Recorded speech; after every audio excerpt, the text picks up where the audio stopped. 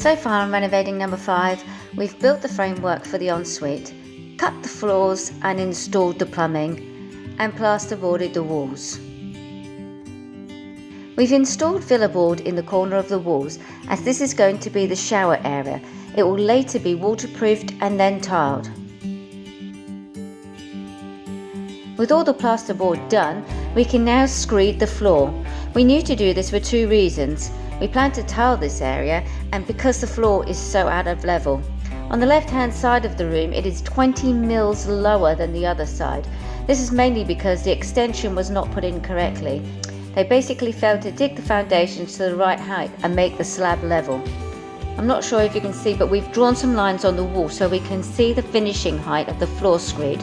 The bottom line is for the screed and the top line is for the levelling tools. It's going to be a learning curve for both of us, as we've not done this before, but we've watched lots of YouTube clips, so what can go wrong? After the room was swept clean of any dust and particles, it was washed with bonding solution. Using a 4:1 mix, we compact a thin layer to bed the rails, making sure that the finished height of the rails lines up with the top line on the walls. Getting the rails level across the room and down is important, especially in a bigger room where you need a runoff drain.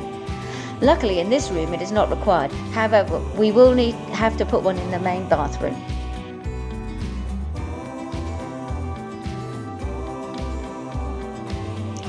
Once the rails are level, I can start to fill the middle.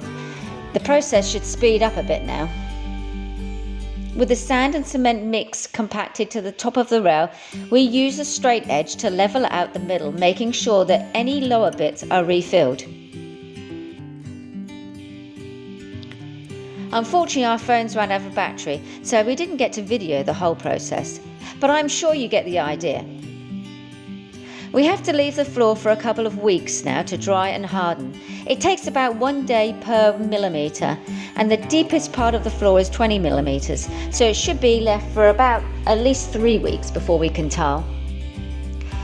But luckily we have plenty of other things to get on with.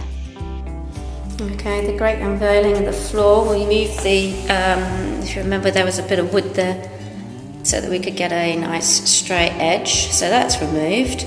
We're quite pleased it didn't crumble and fall away, so it still needs a few weeks to go. It's only been 2 weeks now since the floor was put down. You can jump up and down on the floor and it's fine. So it is okay. In the ensuite today we're going to do the waterproofing for the bathroom so that we can fit the shower. So to start with, I've vacked out the bottom of the floor to make sure there wasn't any dust at all left in the bathroom, because that's quite really important. And I'm about to put in the reinforcing bandage, and that's what's hanging in the corner of the room. So I've just taped it up at the top, measured it to make sure that it fits in there, and cut it off.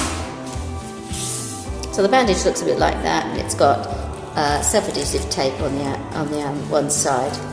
So you stick the tape to the corner of the room, and then using the waterproof membrane, you peel the side back, put some waterproofing membrane, and then stick it so that it sticks all 4 corners, the edges onto the sides of the walls. And so we're going to go along the corner of the wall where the shower unit's going to go, and then we're going to go around the edges of the ensuite floor.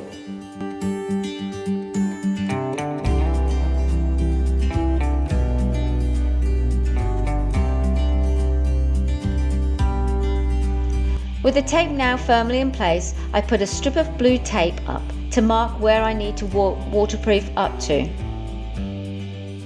The waterproof paint needs to be applied in one direction, and then once it's dried, another coat needs to go on, but painted in a different direction. We also need to do the floor in exactly the same way.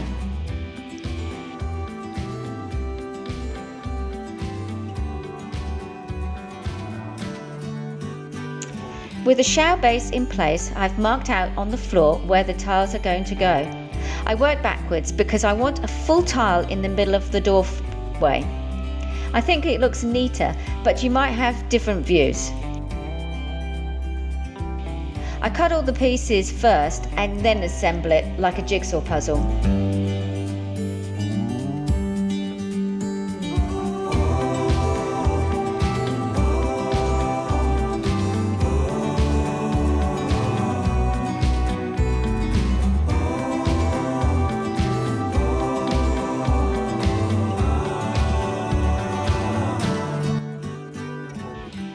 Luckily, Andy is back from work, so he can give me a hand with the tricky cuts.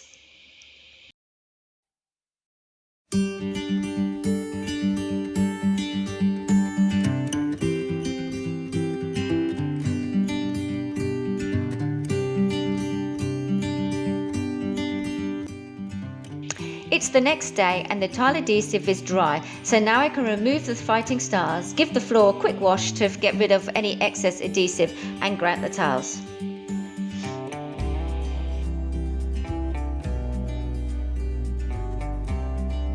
I leave the grout for a few minutes before washing it off, so I don't pull the grout back out.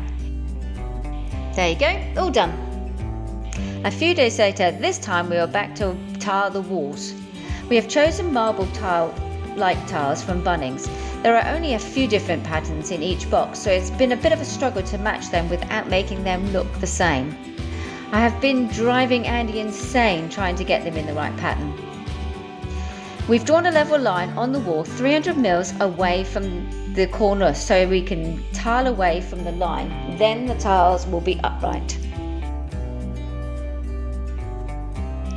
Andy uses a cardboard template to mark where the taps need to be so he can cut them in the right place.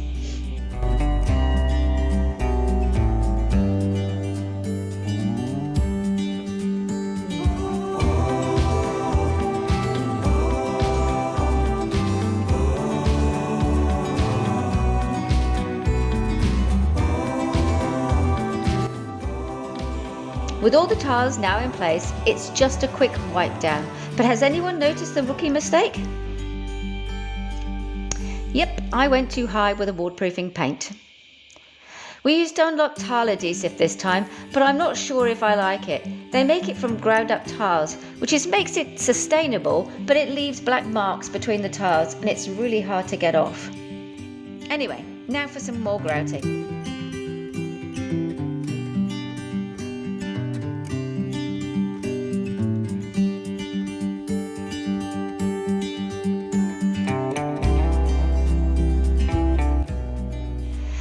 Yep, the waterproofing needs to come off because it's gritty and would leave a textured mark under the paint. Whilst I quickly roll the walls, Andy puts up the shower screen.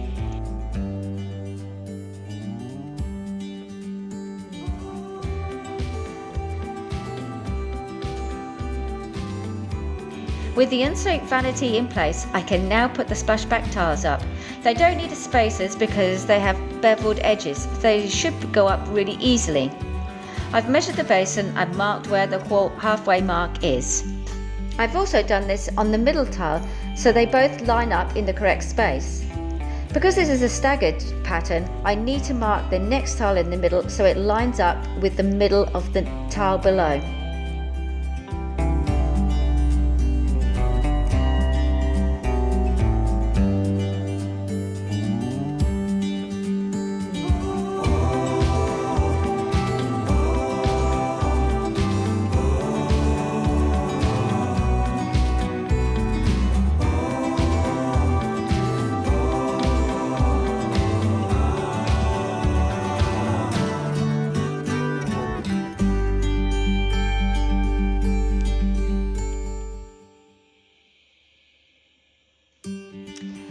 Thanks for watching.